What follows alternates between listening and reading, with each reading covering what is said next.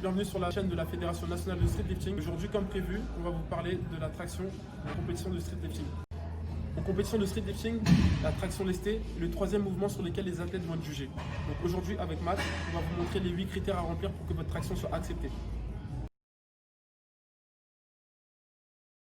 Donc le critère numéro 1, comme le muscle-up lesté et le dips lesté, c'est le temps de passage et le signal de l'arbitre. Dès que l'athlète est appelé, il a 1 minute pour faire sa traction, mais attention, il doit attendre que l'arbitre lui donne le signal avant de faire sa traction. S'il dépasse la minute ou bien s'il fait sa traction avant le signal de l'arbitre, alors la traction sera considérée no rep. Donc le critère numéro 2, c'est le placement des poids. Comme en muscle-up lesté et en dips lesté, les poids doivent être obligatoirement entre les jambes pour que les genoux restent visibles par l'arbitre. Voilà, donc le poids doit être obligatoirement de cette façon et non de cette façon.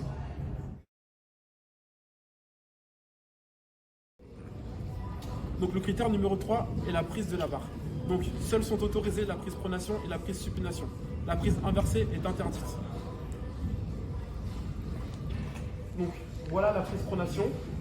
Maintenant la prise supination.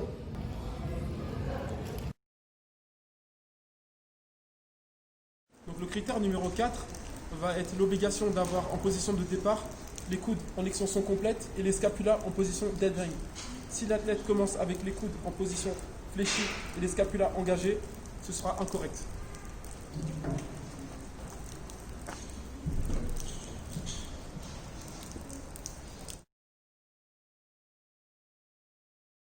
Donc le critère numéro 5, c'est le rebond. Le rebond en traction est interdit. À partir du moment où l'athlète a commencé à tirer sa traction, il doit finir son mouvement en un seul temps jusqu'à ce que le menton soit au-dessus de la barre. S'il marque une pause pendant sa traction et qu'il repart, alors la traction sera no rep.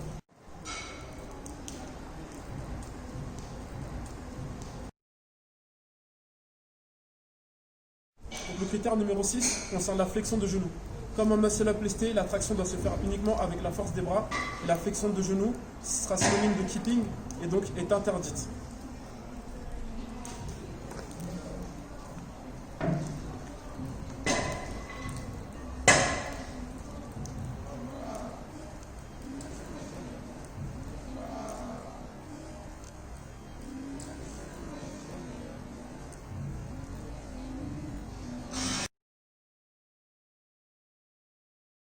Donc le critère numéro 7 est l'amplitude du menton sur la traction. L'athlète doit obligatoirement dépasser le menton au-dessus de la barre.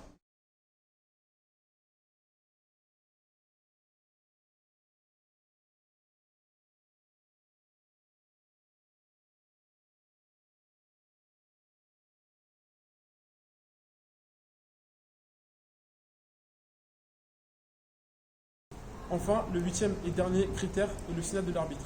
Une fois que l'athlète a effectué sa traction, il doit attendre que l'arbitre lui donne le signal avant de descendre de la barre et revenir sur la plateforme. Voilà, donc si l'un de ces 8 critères n'est pas respecté, alors la traction sera considérée no rep. Maintenant, on va vous montrer ce qu'on attend de vous pour que la traction soit rep en compétition.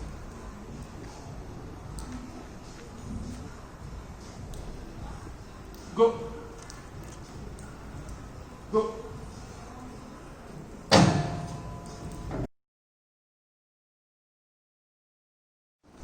Maintenant, concernant la tenue vestimentaire des athlètes pour l'épreuve de traction lestée, les t-shirts manches longues sont interdites et les shorts et chaussures sont obligatoires. Et en ce qui concerne l'équipement, seuls sont autorisés l'usage de la magnésie et des protège-poignets. Donc voilà, c'est tout pour cette vidéo explicative concernant la traction lestée en compétition de streetlifting. Donc la dernière vidéo, ce sera sur le squat arrière. Donc n'hésitez pas à nous suivre sur Instagram ou sur Facebook pour plus de renseignements. Je vous mets le lien dans la description.